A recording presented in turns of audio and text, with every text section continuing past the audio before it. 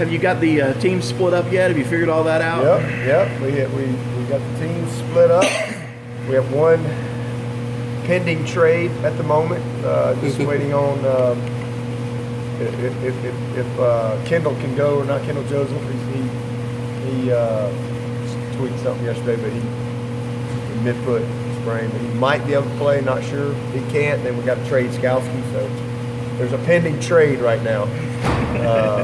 But as of today, Skalski practiced with his team, so he might have some insider information if he gets traded over before the deadline tomorrow night. But it's good.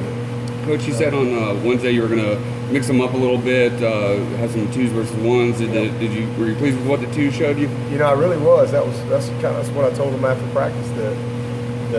For example, the second offense came out, went right down, scored on the first defense, and the second defense 3 and out on the first offense, and so and it was really competitive all day long. And that was the one thing I was encouraged by, was that's how we practiced all day, and it was very, very competitive, which says, you know, our depth is good, and we got a lot of spots where there's not a lot of drop off. You know, just good quality depth. You know, it's the difference between having depth and quality, competitive, functional depth. And I think that we're going to have that in a lot of areas, which is encouraging. And we're really fortunate because we've got most everybody here this spring. You know, I think we only got like 15 kids coming in this summer, 10 signees and about 5 more walk-ons. So we're fortunate that we got all these guys out here. There's a lot of schools out there that got 30 plus guys that don't show up for the summer.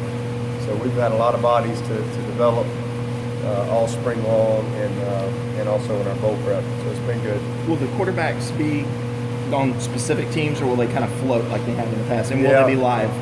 They are going to be live, as a matter of fact. That's something kind of that we talked about and they really wanted to do. So that's how we're going to do it. See how it plays out. But Kelly and Tucker on one team, and Zarek and Hunter on another team. Pending, you know, Kelly kind of tweaked his hand just a little bit the other day. They didn't think it was bad. So if he can go, that's how we'll roll. And he practiced today, so hopefully he'll be able to play. But if for some reason he can't go, or he tweaks it again or something like that, then we'd move Hunter over, and we'd probably swing Tucker back and forth and let so they can, you know, get the type of reps in. So we got a good plan. But I think it's going to be a very competitive game. And as I said the other day, I'm really hopeful that we get a huge crowd. I think it's going to be beautiful weather. And, you know, it's been a while since we played some football. We're excited to get this bunch out there. They've worked hard this spring. I think we've gotten a lot accomplished. We're not ready to play. We got a few guys that could go play, but we're not ready as a team.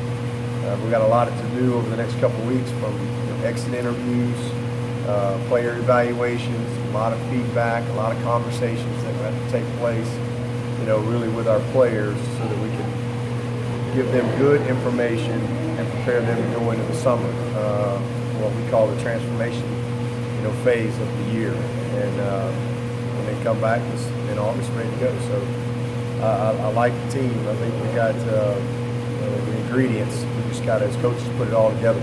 Our special teams going to be live as well? Yes. Who are your two head coaches? Pierman and Tony Elliott are the two head coaches, and you know, they have no idea who they're going to get. Nobody knows. They don't even know what the staffs are until today. We split the team yesterday, so they have to split it evenly because they don't know who they're going to get. So we did that, and then we had to flip off today. Did the coin toss to see who to win. Tony Elliott won the toss. And one of my favorite things to do, because he has a choice.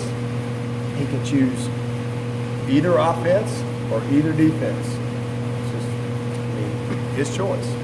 So they knew that the team, how they were divided yesterday, so they had 24 hours to really kind of think about it.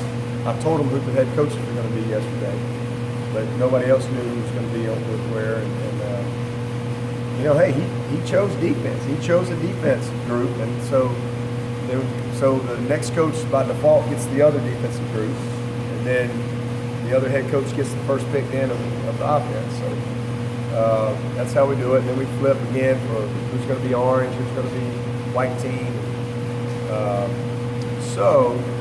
And then I love to tell the players that Tony he had the first pick, and that he didn't pick this team and this team and this team. So I just kind of always spices it up a little bit. And he didn't pick Christian Wilkins' team. Christian wasn't real happy about that. He chose not to pick Christian's defense, and he chose defense. So I don't know what that says, but I do. I think it's going to be a really competitive game and a lot of fun for our fans. Coach, can you tell us a little bit about your ring ceremony last night? Unbelievable. You know, I think when we won the national championship, my senior, I think they said, "Hey, drop by the equipment room and grab your ring and keep on rolling." You know, I mean, I don't even remember it. You know, I just remember getting the ring going, whoa. But I really wanted it to be a special evening, and it was. And I wanted it to be for this team. So it was an awesome way to do it, the way we did it last night in the fall. All of our families, we had a big meal, incredible video that we're going to play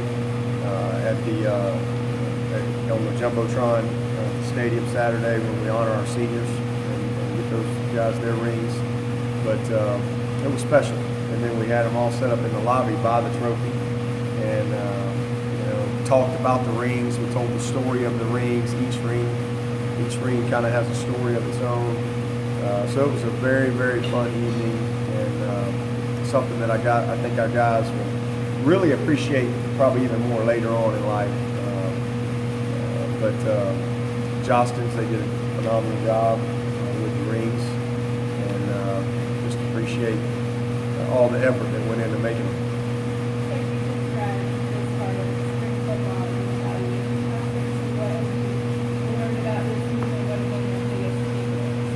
Yeah, we talk. This is what we call the get ready phase of the journey.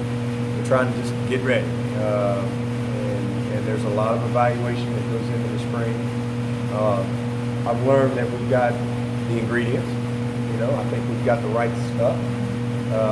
We've got some decisions to make that will play out through the summers, fall camp. You know, everything counts.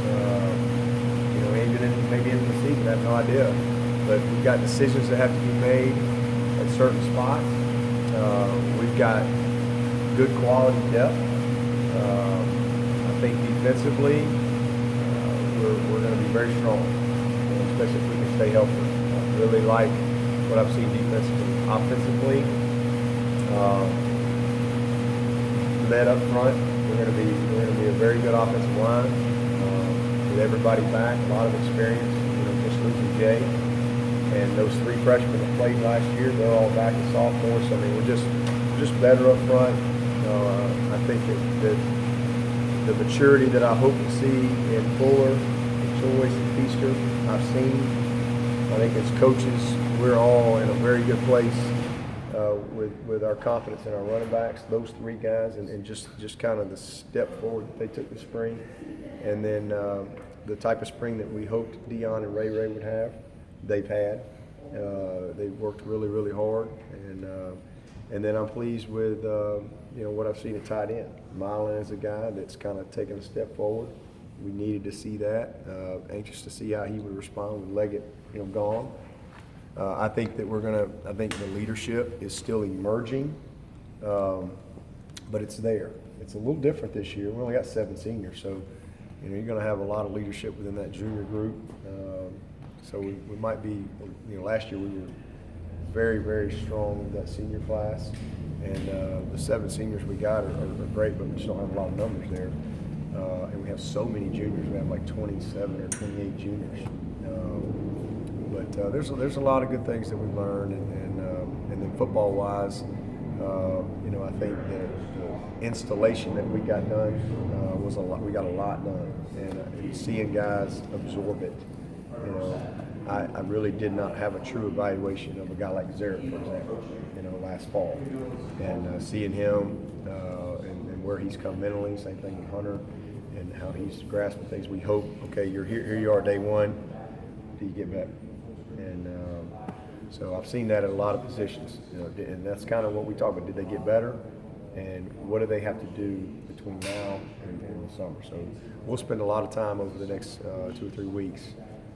It takes me about 4 weeks to do all the exit meetings, and it's academics, it's strength conditioning, it's player evaluation, position evaluation, it's